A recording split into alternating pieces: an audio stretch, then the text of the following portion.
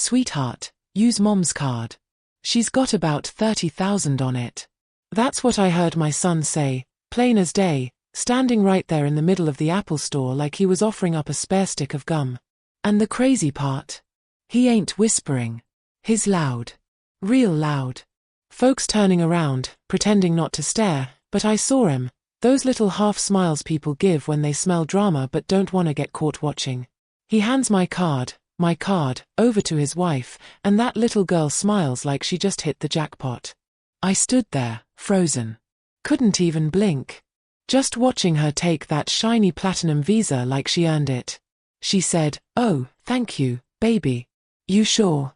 And he said, "Yeah, go ahead, sweetheart. Mom won't mind. She got plenty." Plenty. My hands started shaking, but not from fear. It was that slow kind of burn that starts at the pit of your stomach and crawls up to your throat until it tastes like acid. I wasn't even supposed to be there that day. God knows I wasn't.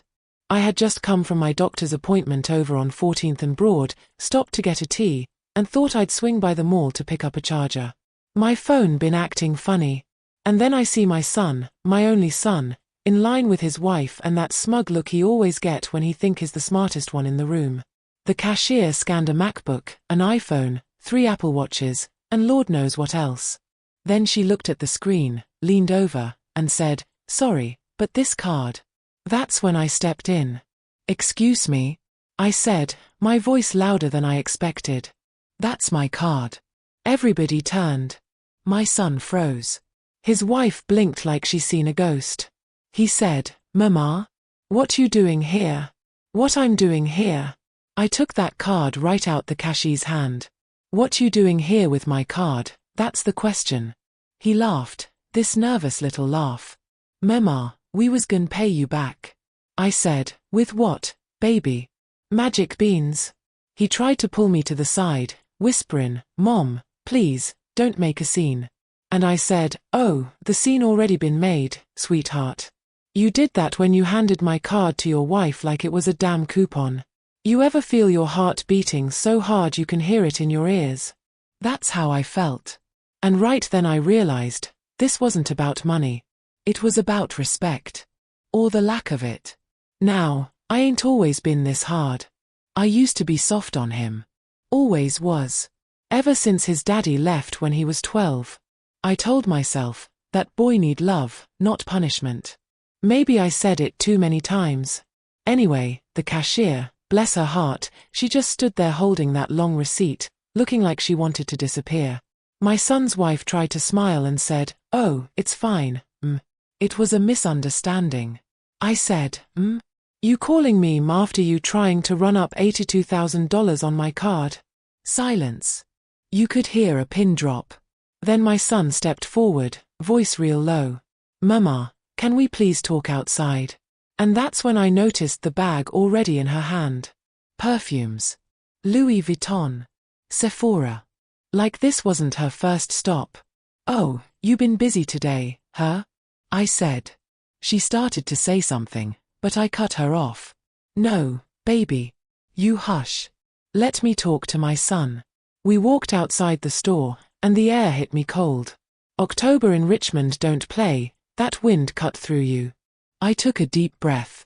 Tried to stay calm. But I could feel my pulse jumping in my neck. I said, "How long this been going on, Maurice?" He rubbed the back of his neck like he used to do when he got caught lying as a boy. "Mema, it ain't what it looked like." "Really?" "'Cause it looked like theft to me." He looked away, and that's when I knew, this wasn't no one-time thing. This was a pattern. And baby, the worst part? He ain't even look guilty. Just embarrassed he got caught. I said, "So this how you repay me? After all them years I worked double shifts at the clinic, putting food on that table, keeping lights on when your daddy left?" He said, "You always bring that up. You ain't gotta throw that in my face every time." I said, "Oh, I'm sorry. I forgot, gratitude's out of style now." He took a deep breath. "Mema, I just needed to help Tasha get back on her feet. You know she ain't been working since the baby." I said, "And what, you think emptying my account can help her stand taller?" He said, "You got money, Mema." You always got money. And that right there, that broke me a little. See, I never told nobody how hard it was keeping things together after 55. How my back ache every morning, how I still got debt from his college loans. He think money just grows in that little Chase account. I looked him dead in the eye and said, you have no idea what I gave up to make sure you had a chance.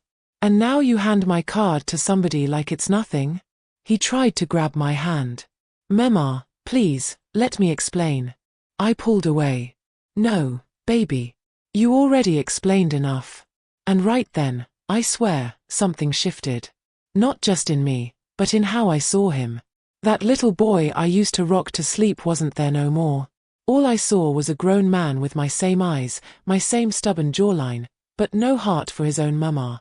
You ever feel like your child turn into a stranger while you still looking at him? That's what that moment felt like. I told him, you go on now. Take your wife and leave. Don't call me till you figure out how to be a man. And I walked off. Got in my car. Drove home. Parked in the driveway. Sat there with my hands still shaking on the wheel. When I finally went inside, the house felt different. Quiet, but heavy. I made some tea, sat on my couch, and just stared at the window till the sun went down. My name's Lorraine Parker. I'm 58 years old. Born and raised in Richmond, Virginia. Retired nurse, widow, mother of one. And I'm telling you all this 'cause I need somebody to hear me tonight. If you're listening, please don't go anywhere. Like, subscribe, and share this story. 'Cause baby, this was just the beginning. See, I thought that card was the only thing my son had taken from me. But I was wrong. Real wrong. And by the time I found out the rest, it was already too late. When I woke up the next morning, I felt like my body had been hit by a truck. Not 'cause I was sick, but because my spirit was tired. You know that kind of tired where your bones feel heavy, and even breathing sound like too much work? That was me. I sat up slow, looked over at the clock, 8:47 a.m. Normally, I'd have been up by 6. Made my tea, checked the news, fed the neighbor's cat that keeps sneaking into my yard. But that morning, I just sat there staring at the wall. The house felt wrong. Not empty, just off. Like something invisible had shifted. Like my peace had been touched. I got up, went to the kitchen, made a pot of ginger tea. My hands were still trembling a little, so I had to hold the cup with both hands. Steam hit my face, and for a second, I closed my eyes. But that scene at the mall, it kept playing in my head like a broken record. Him saying, "Sweetheart, use mom's card." Her giggling, eyes all lit up like she done won the lottery. Me, standing there, the fool, watching. You raise a child, you protect them from the world, but sometimes you forget to protect yourself from them. Around 9, my phone started buzzing. It was him, Maurice. I stared at that screen a long time before answering. When I finally picked up, I didn't say hello. Just, "What do you want?" He sighed. "Mama, can we talk?" I said, "We did talk. You just didn't like how it ended." "Mama, please," he said. "You embarrassed me yesterday. You ain't have to do all that in front of people." I let out this dry laugh. "You mean I embarrassed you? Oh baby, you embarrassed yourself." He went quiet. For a few seconds, all I heard was his breathing. Then he said, "You always gotta make me feel small." And that right there, that hit me sideways. I make you feel small? I'm the one who worked 40 years to make sure you had everything you needed. You don't think using your mama's card behind her back make me feel small? He said, "I just thought you'd help. You always do." I said, "That's the problem, Maurice. You don't ask for help no more. You expect it." He started raising his voice. "You don't understand, Mama. Tasha been depressed. She lost her job, the baby sick, and we behind on bills. You sitting on 30,000, and you couldn't even help your grandbaby?" And that's when I felt it, that sharp sting behind the eyes when tears fight to come out but you too angry to let 'em. You don't use my grandbaby to justify stealing from me. You hear me? He didn't say nothing. So I said it again, slower. "Don't you ever use that baby's name to excuse what you did." Then I hung up. After that, I just sat there, quiet. The kettle started whistling again 'cause I forgot to turn off the stove. That afternoon, I tried to distract myself. Folded laundry, swept the porch, even took out the trash I'd been ignoring for 2 days. But the whole time, my mind kept drifting back to that card. I checked my online banking. My heart dropped when I saw them pending charges. Not just from yesterday, there were others. Small ones. Target. Macy's. Some Uber Eats. Then a few $1,000 hits from Best Buy and Louis Vuitton Richmond. And the earliest one? From 3 weeks ago. I just sat there, mouth open. So this wasn't no one-time thing. They'd been doing this behind my back, for weeks.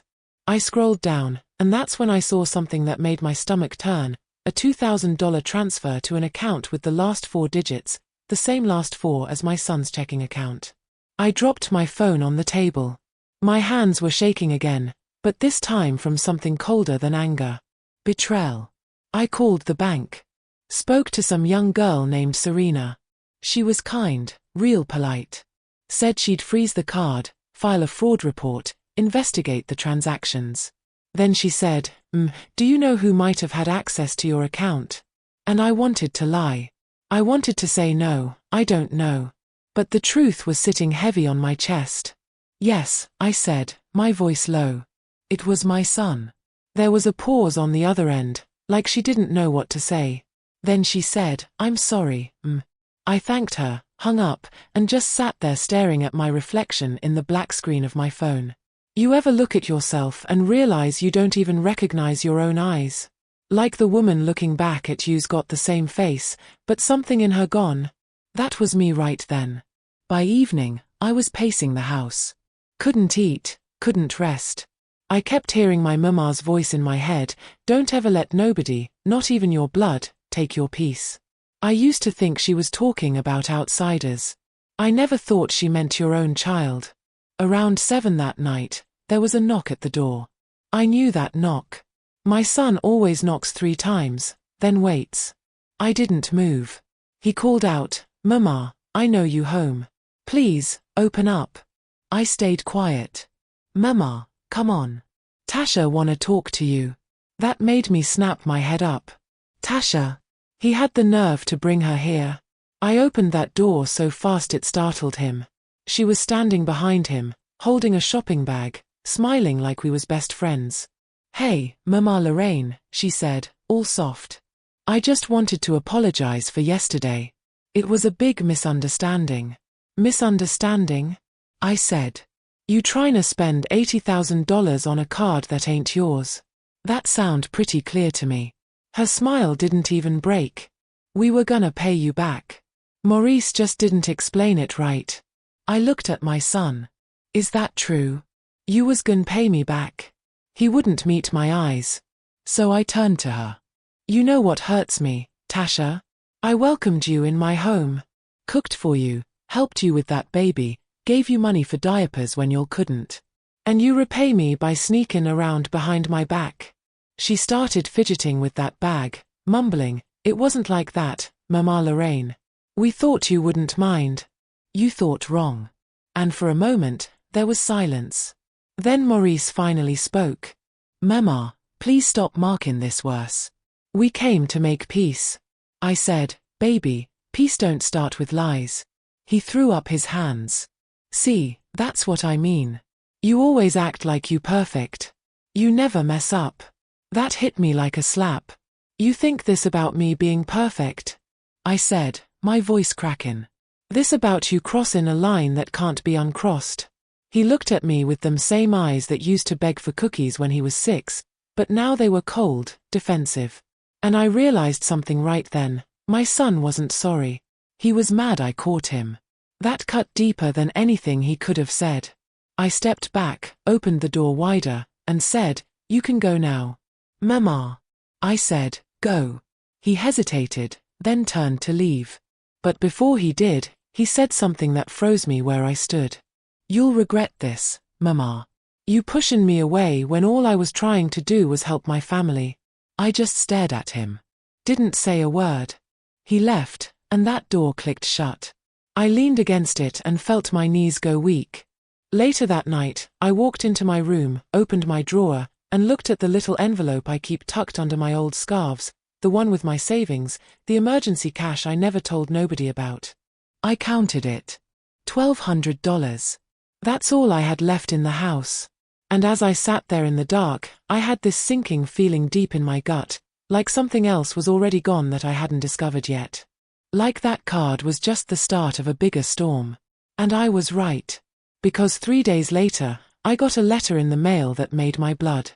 3 days later, that letter came in the mail. Plain white envelope. No return address.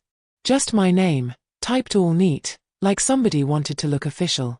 I almost threw it away with the grocery coupons, but something told me, open it. Soon as I did, my stomach dropped. It was from the bank. Not the fraud department, the mortgage department. Said my automatic payment had bounced twice. Now, that didn't make sense. I got that account on autopay. Been paying my mortgage on time for 15 years straight.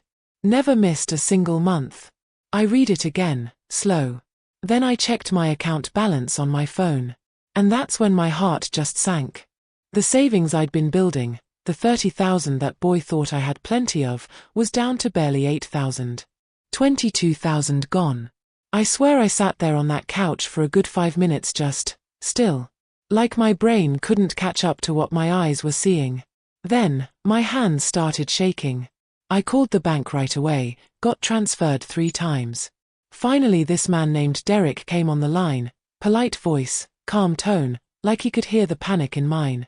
Mrs. Parker, he said, I can see multiple transfers from your savings to an external account over the last few weeks. Each one between $1,500 and $2,500. I said, what account? He read off the last 4 numbers. And baby, they matched Maurice's checking account. I said, can you reverse it? He said, unfortunately, since they were authorized transfers, we can't mark them fraudulent unless you can prove you didn't give consent. My voice cracked when I said, so you're telling me my own son stole from me, and there ain't nothing you can do? There was a long pause. Then he said, quiet, I'm sorry, I hung up. And just sat there staring at the wall. The clock ticked. The refrigerator hummed. I could hear kids outside playing, laughing, somebody mowing the lawn across the street. Life was going on like nothing happened. But inside me, something broke. See, when betrayal comes from strangers, it cuts you like glass, sharp, quick, clean. But when it comes from your own blood, that's a slow burn. Like fire under the skin. I started pacing. Then I did what mothers do when they feel cornered. I went into fix mode. Pulled out a notebook, wrote down every date and amount from my account history. Called the credit card company next. And sure enough, there were new charges I didn't recognize.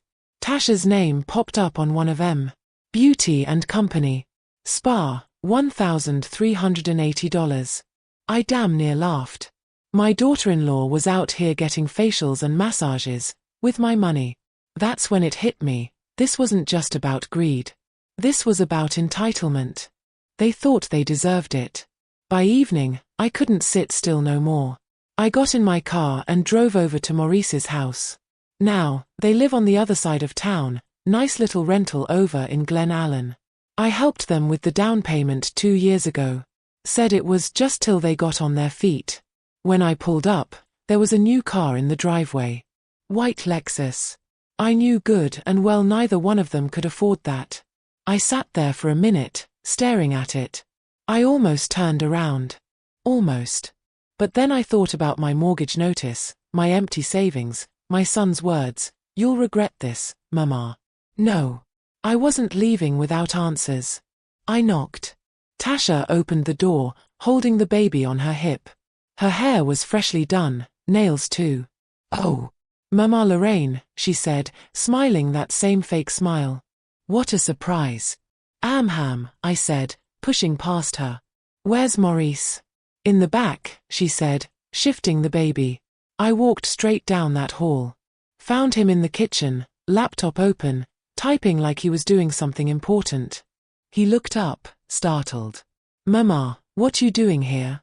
I came to ask you a question, I said. How long you been taking money out my account? His face dropped. Mama, I told you. Don't lie to me, Maurice. I spoke to the bank. I saw the transfers. You been pulling thousands out since September. He slammed the laptop shut. Mama, calm down. I was gonna tell you. Tell me when. After the house got foreclosed. He rubbed his head, pacing. Look, I was just trying to keep us afloat. We got bills, daycare, car note. I pointed toward the window. That Lexus out there, that part of your bills too? He didn't answer. Then Tasha walked in, trying to play peacemaker. Mama Lorraine, please don't be mad. We just thought since you're retired, you wouldn't miss a little. We was gonna pay it back once Maurice's business picked up. I turned to her. What business? She said, his trucking company. I looked at him. What trucking company? He shifted, eyes darting everywhere but me. It's still starting up. I said, folding my arms. You took $20,000 from me for a company that don't even exist. He threw his hands up. Mama, I'm trying to make something of myself. You always telling me to stand on my own, so that's what I'm doing. By standing on my back. He flinched. And I'll be honest, for a second, I almost broke. I almost softened. 'Cause that's what mothers do. We see our kids flounder and we wanna rescue 'em. But then I thought about the letter. My savings. My years of scraping and stretching every dollar. No. Not this time.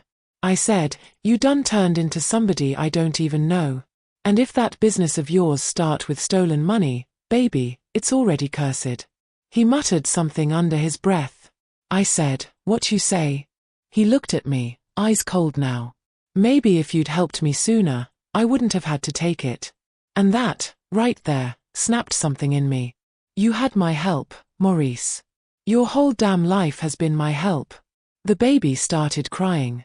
Tasha rocked him gently, but she wasn't looking at me no more. I could feel my heart pounding so hard I thought I'd pass out. I stepped closer, lowered my voice. You got till Friday to put that money back, or I'm calling the police. I don't care if you my son or not. He blinked, stunned. You wouldn't. I said, try me.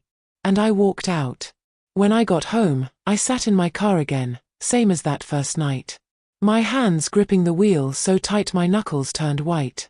The sun was setting, painting the sky orange and purple, beautiful, but cruel somehow. I thought about my mama, how she used to say, the devil don't always come with horns, baby. Sometimes he wear your child's smile. I never understood it till now.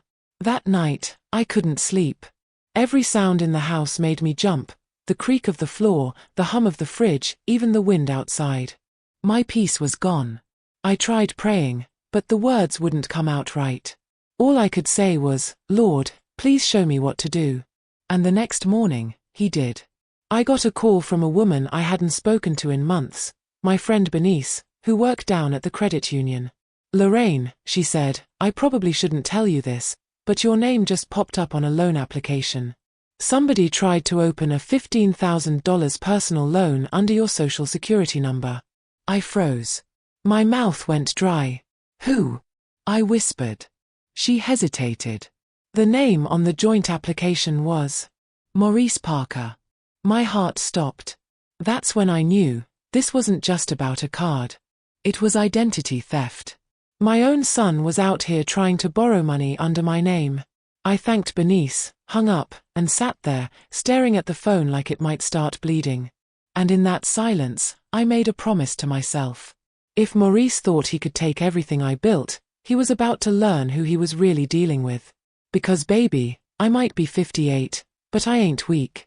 And if he wanna play games with his mama, he about to find out, I play to win. But first, I had to find out just how deep this hole went. And what I found next made the betrayal look like child's play. The morning after Bernice's call, I didn't even make coffee. Didn't brush my hair, didn't turn on the TV.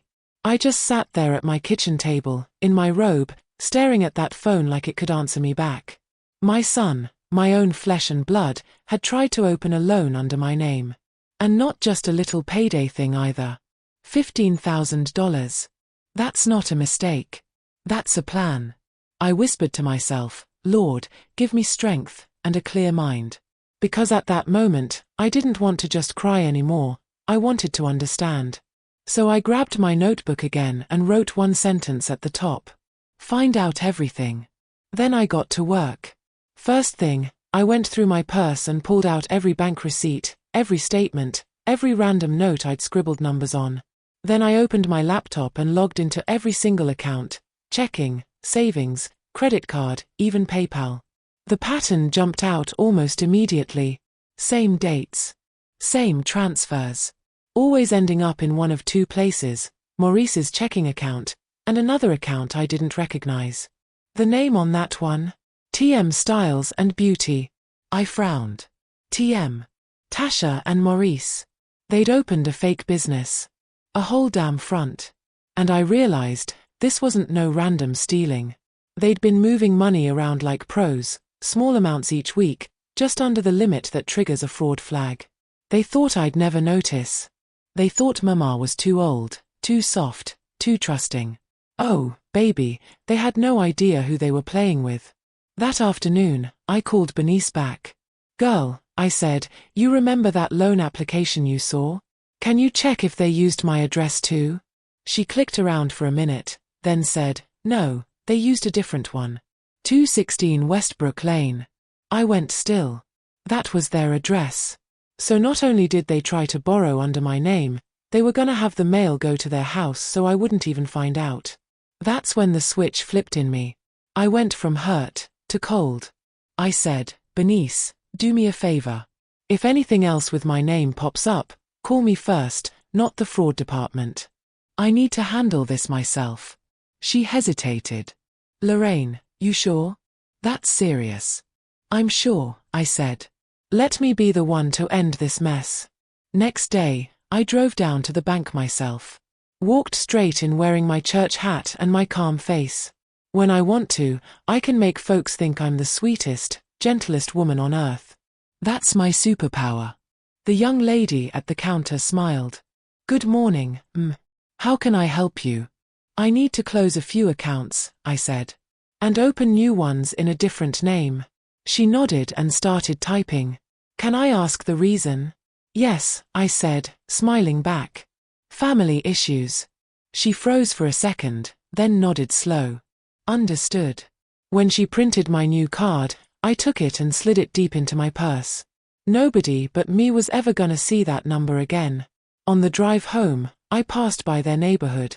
Part of me wanted to pull in, to see if that Lexus was still out front. But I didn't. Instead, I parked at the corner store, went inside, bought a soda, then sat in my car across the street. Call it spying if you want. I call it a mother paying attention. A few minutes later, Maurice came out the front door. He wasn't dressed for work. He had on basketball shorts and slides, talking loud on his phone, laughing. He walked straight to that Lexus, opened the door, and handed Tasha something, a fat white envelope. She took it, smiled, kissed him, and drove off. And just like that, I knew. They weren't broke. They were hustling me. That night, I started my own little operation. I downloaded a free tracking app and logged into my accounts every few hours. I made copies of everything, statements, loan attempts, even screenshots of their names. I wasn't gonna run to the police yet. Oh no. I wanted proof. The kind that doesn't just expose them, it shames them. Because see, sometimes a mother's revenge ain't about handcuffs. It's about truth. And baby, I was about to tell mine loud and clear. By the third day, my phone pinged again. New activity alert. A credit card application under your name has been denied. I clicked it. The store. Burlington. The address. Again, 216 Westbrook Lane. I actually laughed this time. A hollow, tired laugh. I said out loud, oh, you're greedy and stupid. Then I did something bold. I picked up the phone and called Maurice. He answered on the second ring, sounding half asleep. Mama. Yeah, it's me. You busy? Kinda. I'm heading out. What's up? I just wanted to ask you a question, I said, keeping my tone light. Did you, or your wife, try to open a Burlington credit card in my name this morning? He went silent. Then said, What? No, Mama. Why would we do that? Ham. That's what I figured. He said, You okay? You sound different. I am different, I said. I learned people will rob you with a smile if you let 'em. He tried to laugh it off. Mama, come on now. You think I'd really do you like that? I don't think, I said quietly. I know. He sighed, annoyed now. Look, if you can keep accusing me, maybe we need some space. I said, You already took that space, baby. Every dollar of it. And I hung up. That night, I couldn't sleep again. But this time, I wasn't scared. I was focused. I went out to the garage, pulled down an old storage box from the shelf, the one labeled Lorraine's papers. Inside was everything I'd ever kept: birth certificates, insurance policies, old tax returns, receipts from when Maurice was a baby. I spread it all across the kitchen table like a detective. Then I whispered, if he wanna play with my name, he better be ready for the woman who built it. I took pictures of my social security card, my driver's license, and sent them to Bernice. Told her, put a block on any credit activity under my name. Nobody opens nothing, not even me, without your call first. She said, done. 2 days later, something unexpected happened. Tasha showed up at my house. She was holding the baby, tears in her eyes, mascara streaked. Miss Lorraine, she said, please don't call the police. Maurice didn't mean for it to go this far. I didn't say a word. She kept talking. He's been stressed, he feels like a failure. He thought once the trucking thing got moving, he could pay it all back. He panicked. I said, so the plan was to steal first and apologize later. She sniffled. I told him to stop. But he said you'd forgive him if you found out anyway. That part hurt the most. He didn't just steal from me, he counted on my love to protect him from consequences. I said, where is he now? She hesitated. Gone out of town for a few days. Said he needed to clear his head. I nodded. Tell him when he comes back, I'm clearing mine too, with the sheriff. She gasped. Please, no. I raised my hand. Tasha, I done sacrificed too much in this life to let a grown man, my own son, turn me into a fool. I love him, but I won't let him ruin me. She cried harder. You don't mean that. I mean every word. Then I looked at the baby, sweet little thing, barely a year old, smiling up at me like he didn't know the mess he'd been born into. I whispered, I pray you grow up better than your daddy. She turned and left, sobbing. And when that door shut, something inside me hardened. Because this wasn't just about money anymore. This was about legacy. Maurice had stolen dollars, but he'd also tried to steal my peace, my name, and my dignity.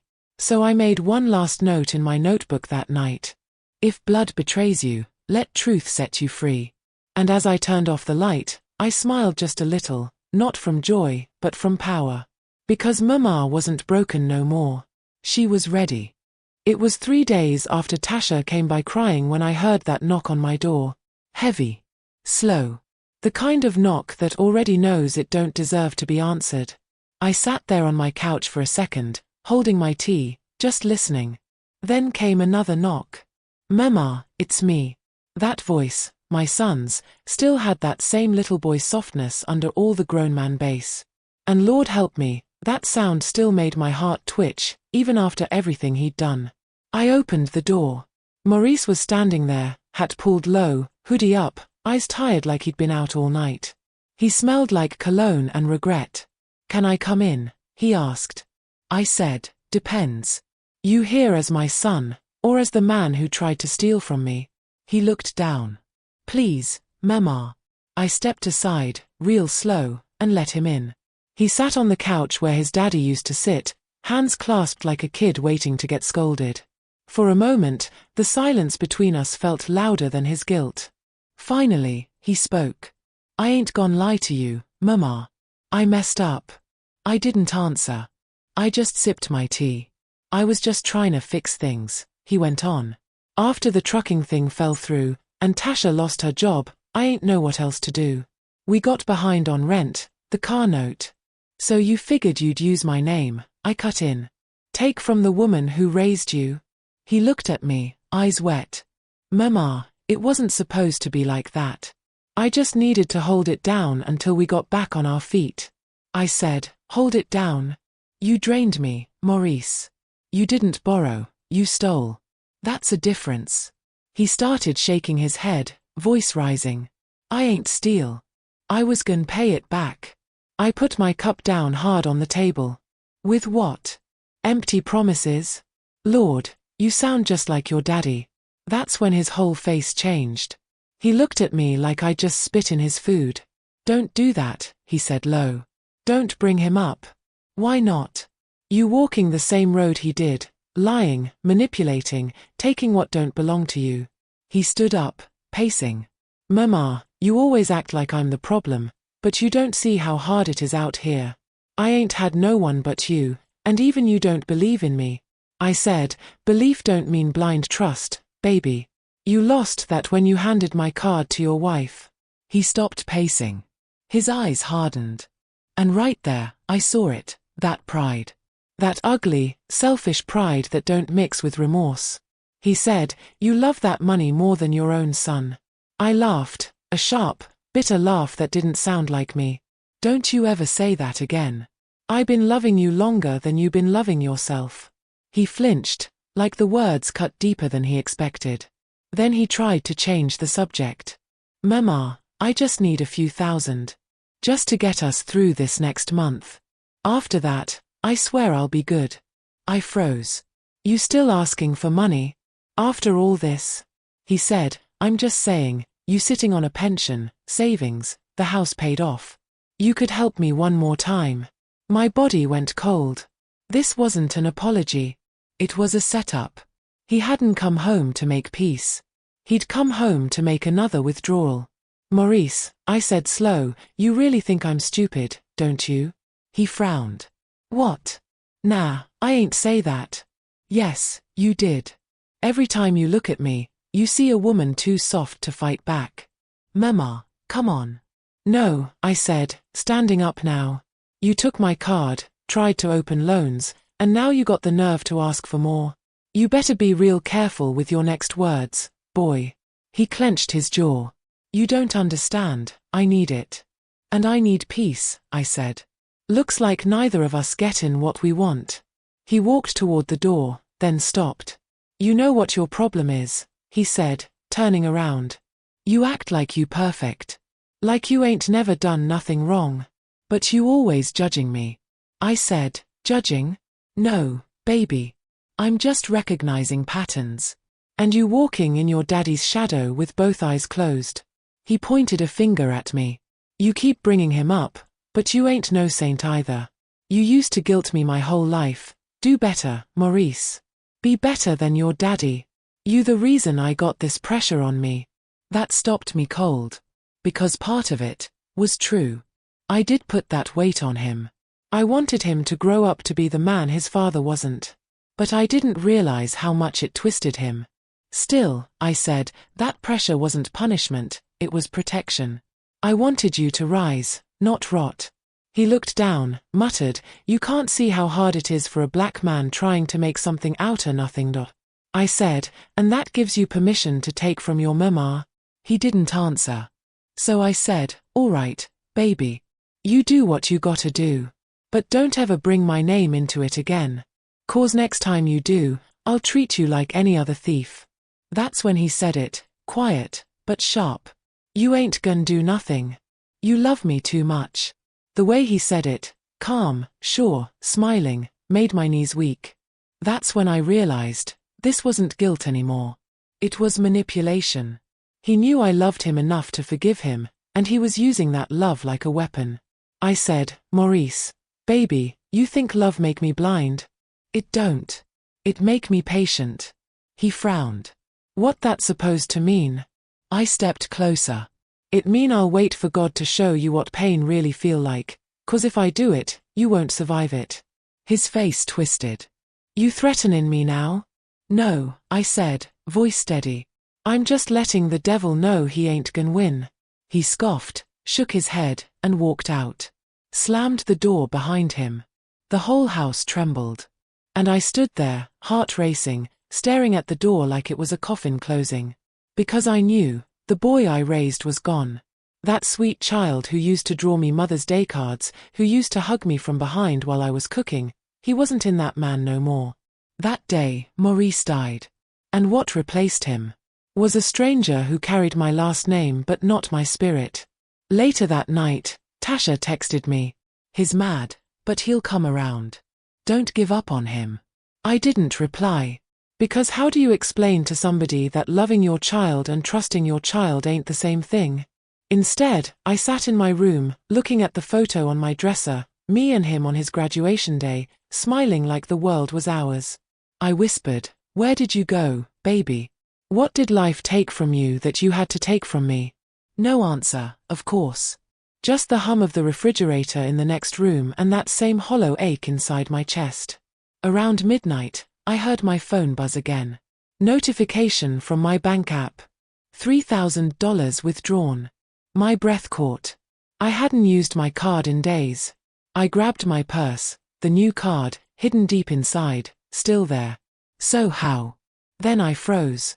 He still had access to one of my old linked accounts. He'd found a way back in. That's when it hit me, he hadn't come over to apologize. He'd come to distract me while another transfer went through. My knees nearly buckled. He stole from me while looking me in my eyes. I sank into the couch, shaking. That was the moment the last bit of innocence in me died. Because you expect betrayal from strangers. From friends.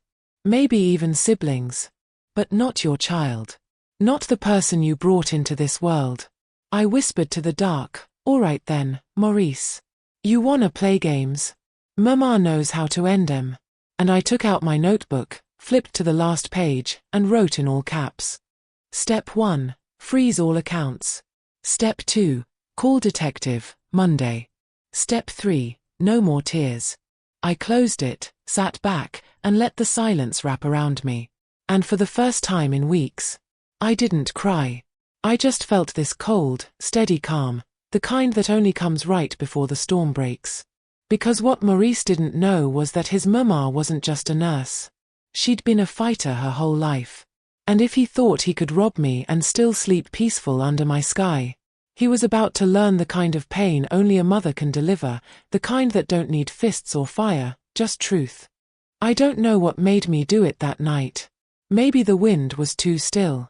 Maybe I was tired of hiding. But when that knock came, heavy, 3 times, like a warning, I opened the door. He was standing there.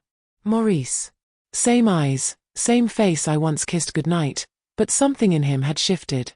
His jaw was tight, eyes bloodshot, clothes wrinkled like he'd been living in his car. "Mama," he said, voice low. "We need to talk." I didn't answer right away. I just looked at him, really looked. That's when I saw it, guilt sitting behind his anger like a shadow hiding from the sun.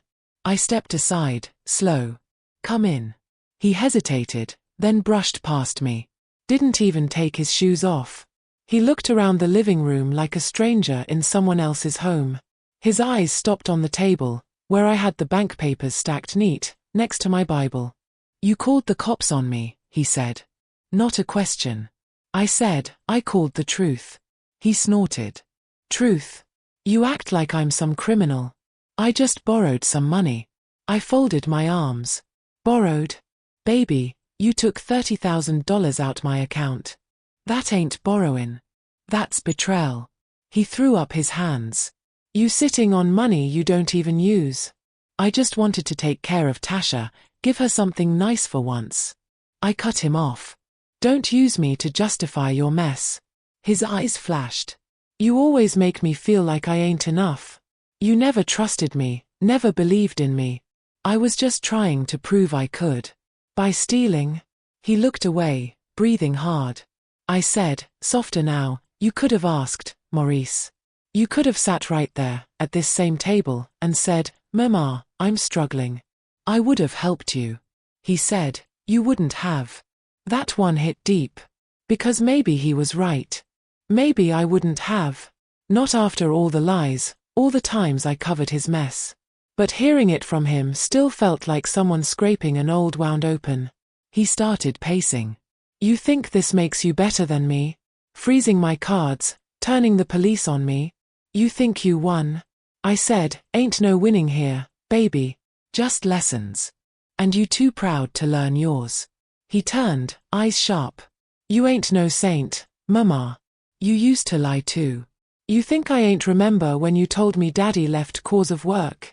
You kept that man's truth from me my whole life. I froze. That name, his father's, hit like cold water. Watch your mouth, I said quietly. He laughed, bitter. See? There it is. You still trying to control everything. You act like you perfect, but you the reason he left. You pushed him away just like you push me.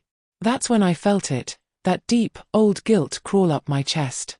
He knew exactly where to cut. But this time, I didn't bleed the same. I took a deep breath. You right. I made mistakes. I been hurt, I been tired, and maybe I was too hard on you sometimes. But you grown now. And the choices you markin', that's on you, not me. He looked thrown for a second, like he didn't expect calm. He expected tears. He expected that trembling mother who used to beg. Not this version. I stepped closer. You want to talk about your daddy? Fine. He left 'cause he was selfish, same as you. Always wanted what he didn't earn. You got that from him. He stared at me, jaw tight. You always gotta have the last word, huh? I said, no, baby. I just finally got the right one. He took a step toward me. Too close. That smell of cigarettes and cheap liquor hit me like a warning. Don't talk to me like I'm a child, he hissed. You don't know what it's like out here. You sitting in this house, talking down on me. I raised my hand. Not to hit.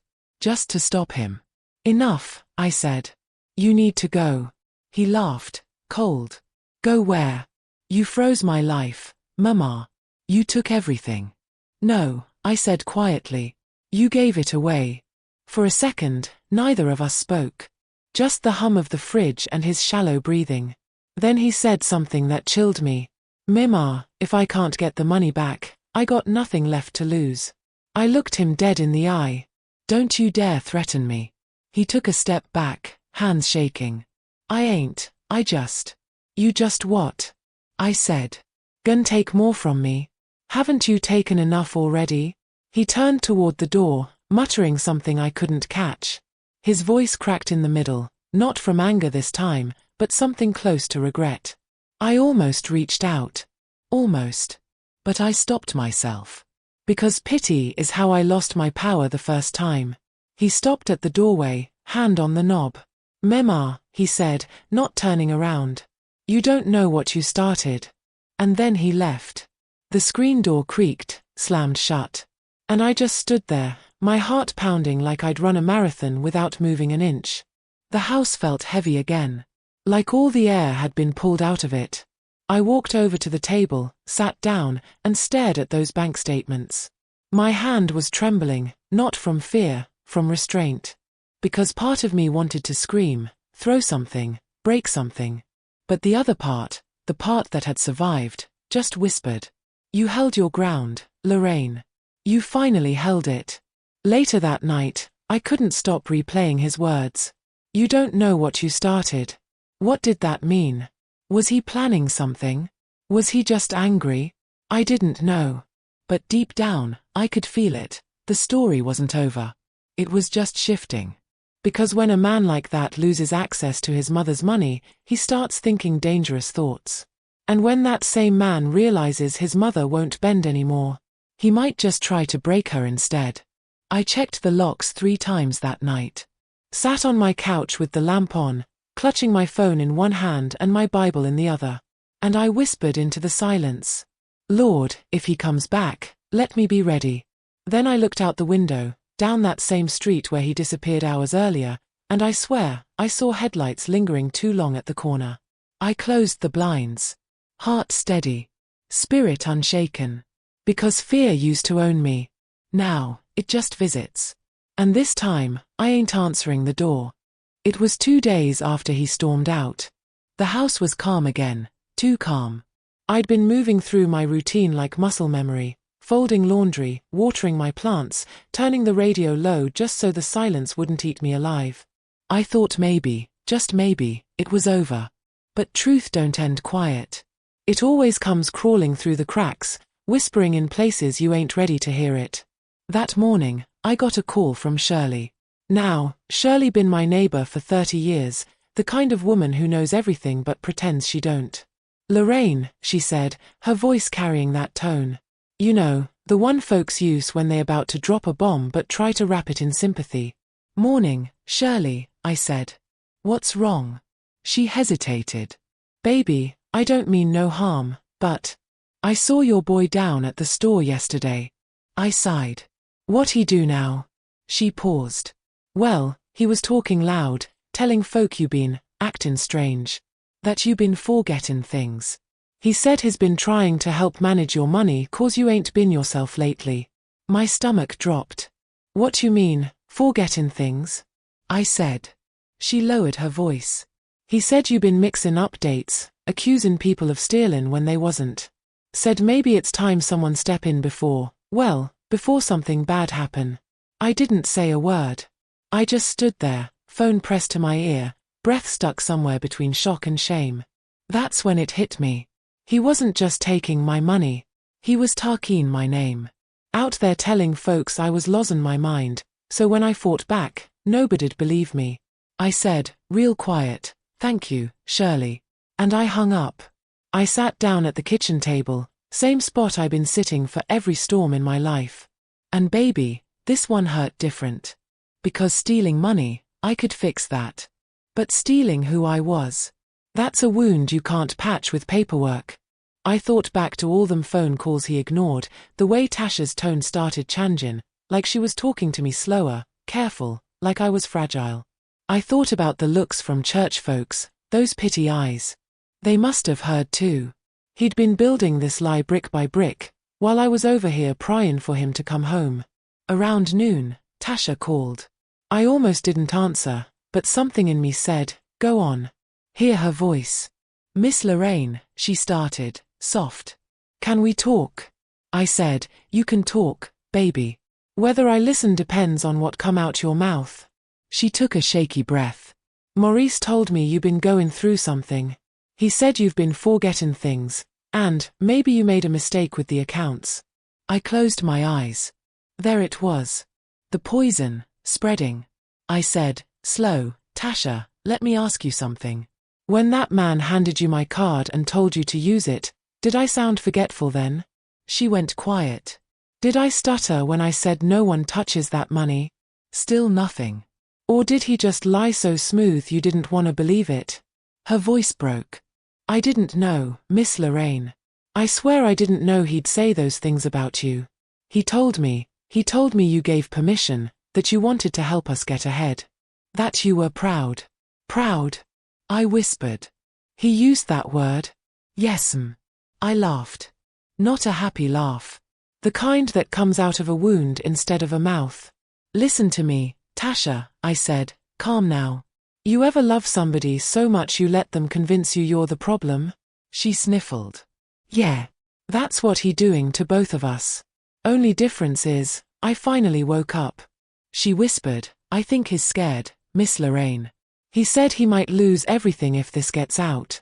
I said, then he should have thought about that before he built his kingdom on my back. After we hung up, I went outside. Sat on the porch swing, the one my late husband built before he passed.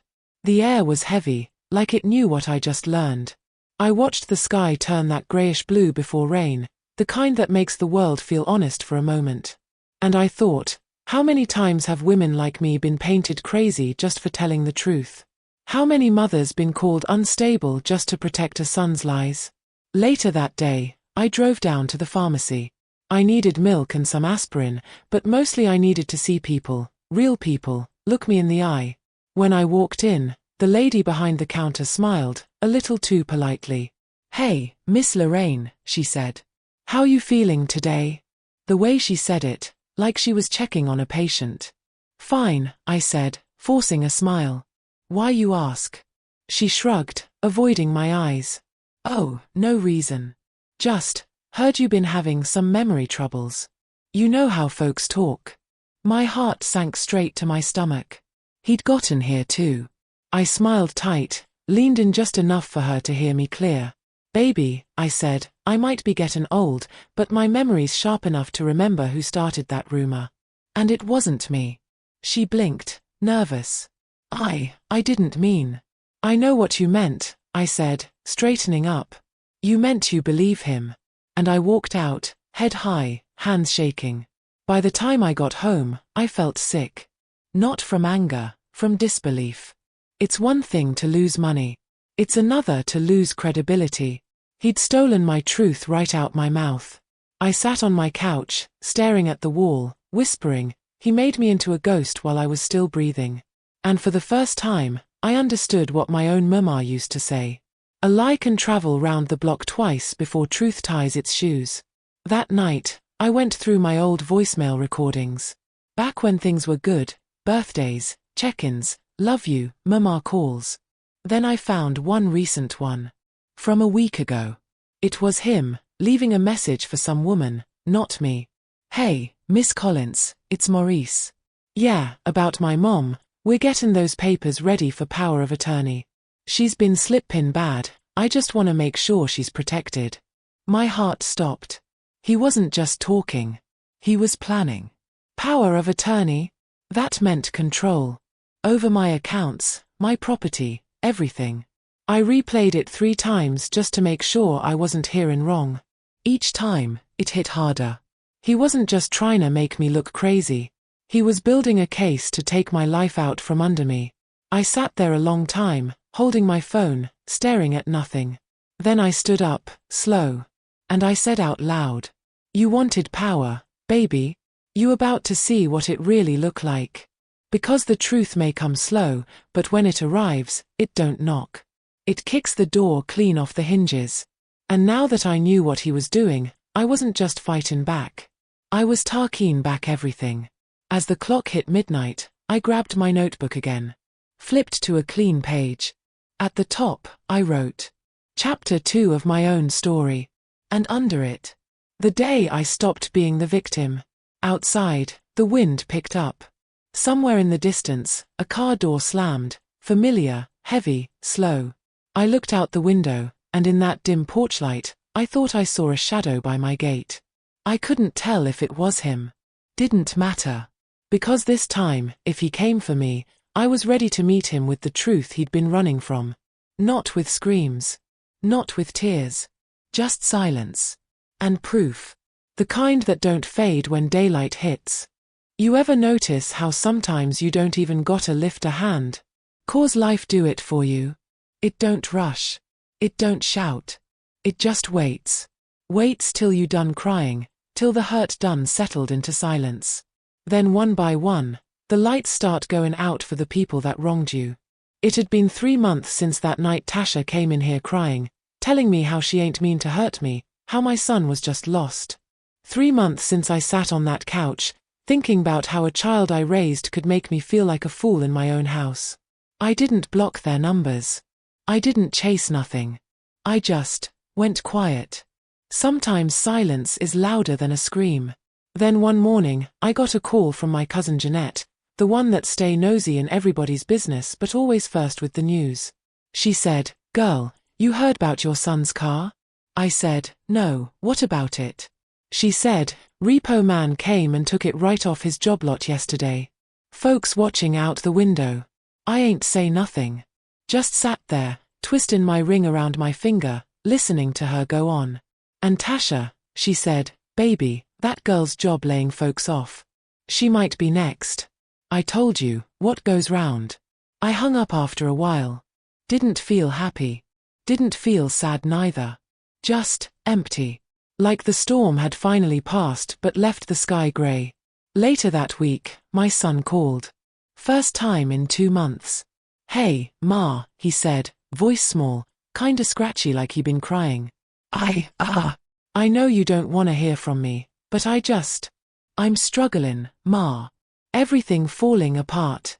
I took a breath, let the silence sit between us a moment. Falling apart, huh? I said softly. He sniffled. Yeah. They letting me go next week. Rent behind. I was thinking, maybe I could stay with you a while. Just till I figure it out. Now, the old me? The me before all this? She woulda said, of course, baby, come on home. But the woman sitting there now, she'd been through the fire. Burned down to nothing. So I said, you got a wife, don't you? You stand with your wife. He went quiet. Real quiet. Then he said, Tasha left. Couple weeks back. Said she couldn't take the stress. She moved in with her cousin. My heart squeezed a little. Not 'cause I missed her, but 'cause I remembered what it feel like to think somebody love you and realize they was only standing there 'cause the light was on. He said, I just don't understand, Ma. I was trying to build something. I thought you'd be proud. I let out a slow breath. Proud of what, baby? Of you stealing from me? Of watching you turn into a man who can't look his mama in the eye? You wanted easy money. But easy money always got sharp edges. He started crying. Tried to talk but his voice kept breaking. And I just listened. Not outta pity, outta peace. 'Cause I finally realized I ain't gotta teach him no lesson. Life already enrolled him in class. That night I sat on the porch, looking out at the quiet street. Moonlight touching the tops of the cars. The world feeling still for the first time in a long while. I thought about all them nights I prayed for God to show him what pain feels like, and I felt ashamed. 'Cause now he had. And it hurt me too. Sometimes judgment don't feel like victory. It feel like grief wearing makeup. You get what you asked for, but it don't smile back. A week later, Tasha showed up at my door. Hair undone, eyes tired, clothes hanging loose. She looked like the world had chewed her up and spit her out. Miss Diane, she whispered. I didn't know where else to go. I ain't move. Just stared at her. You got family, I said. They said I brought this on myself. I wanted to say I'm sorry. For real this time. I didn't mean to hurt you. I looked her dead in the eye and said, you didn't just hurt me, baby. You hurt yourself. I ain't your enemy. I was the only woman ever prayed for you in this house, and you used that love like a ladder. She started crying, and I could see the girl she used to be, the one who laughed too loud at cookouts and always called me mom like she meant it. But some wounds can't close with words. So I told her, you go find yourself. You go fix what's inside before you come knocking on any more doors. She nodded, wiped her face, and walked off into the dark. I sat back down on that couch, same one I'd been sitting on since this all started. Same couch I cried on, shouted on, prayed on. And I realized, this was judgment. Not thunder, not fire. Just the slow, quiet turning of the wheel. I didn't gloat. I didn't post nothing. I didn't tell Jeanette I told you so. I just made me a cup of tea and sat in silence. Cause peace, real peace, don't need an audience. Couple days later, my son texted me. Ma, I'm sorry. I miss you. And for the first time in months, I replied. I miss you too, baby.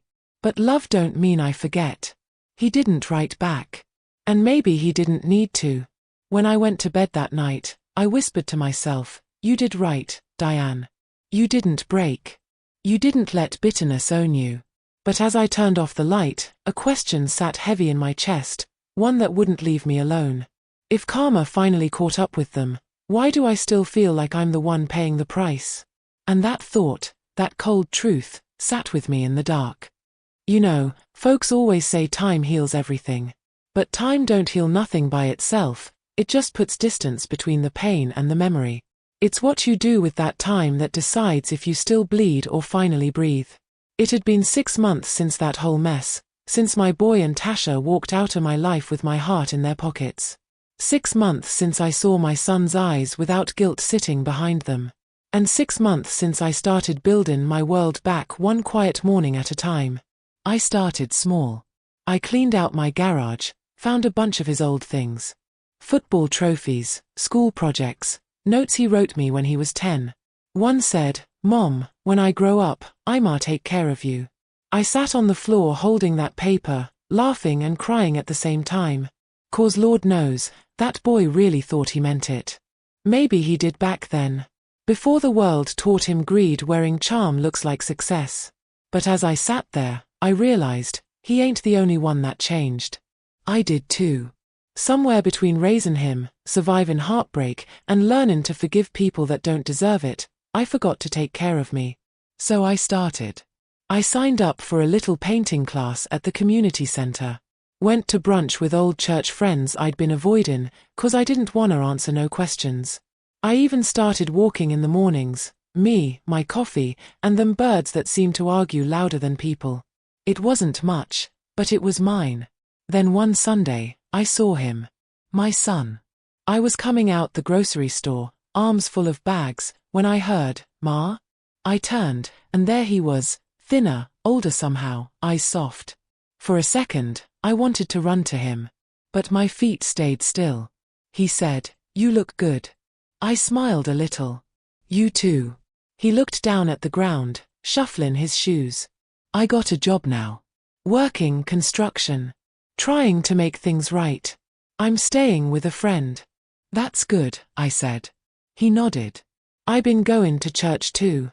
Pastor said sometimes God don't punish us, he just lets us see ourselves." And I saw myself, Ma.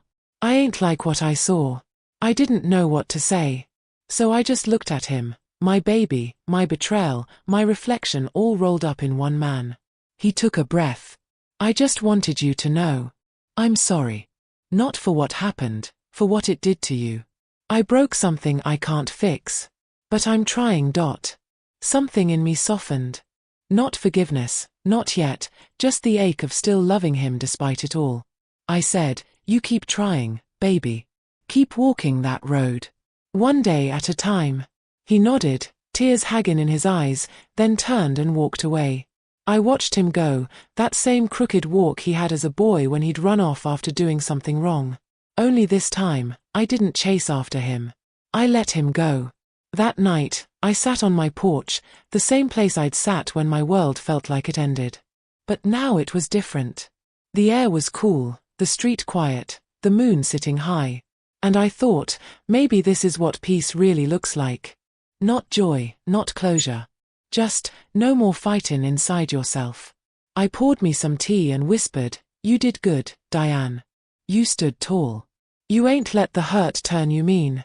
But truth be told, I still got nights where I wake up angry. Still got moments where I remember that cashier saying, "Sorry, but this card declined," and my stomach twist all over again. Still got days where I scroll through pictures and wonder where I went wrong. See, folks like to end stories with forgiveness like it's a bow you can just tie around your pain. But life don't work like that. Sometimes forgiveness don't come all at once, it come in pieces. One day you stop thinking about revenge. Next day you stop wishing they'd hurt like you did. And one quiet morning, you realize you just stopped hurting. That's where I'm headed now. Not forgetting, just living. My sister called last week, said there's a women's retreat in Savannah coming up. I said, "Girl, I might just go. 'Cause I ain't been nowhere in years. And I think maybe it's time I see something new." Before I hung up, she said, "You sound lighter, Diane." And for the first time, I believed her. I walked past the mirror that night, caught my reflection, and smiled a little. Not because I'm healed, but because I'm still here. If you're listening right now, and you got somebody in your life that done broke you, your own child, your own kin, don't let that pain decide who you are. You hear me? You can still rebuild from pieces they left behind. You can still laugh. You can still find joy even if the scar never fades. This world got a way of testing mothers like we made of steel. But we ain't steel. We just love so hard that even when they crack us open, we keep pouring. So to whoever needed to hear this tonight, keep pouring. And if my story made you feel something, please don't go nowhere. Like, subscribe, and share this story. Somebody else might need it too. Now, I'm gonna sit right here on this porch a little longer. Let the night wind touch my face. And maybe, just maybe, I'll start believing that I deserve peace, without the pain first.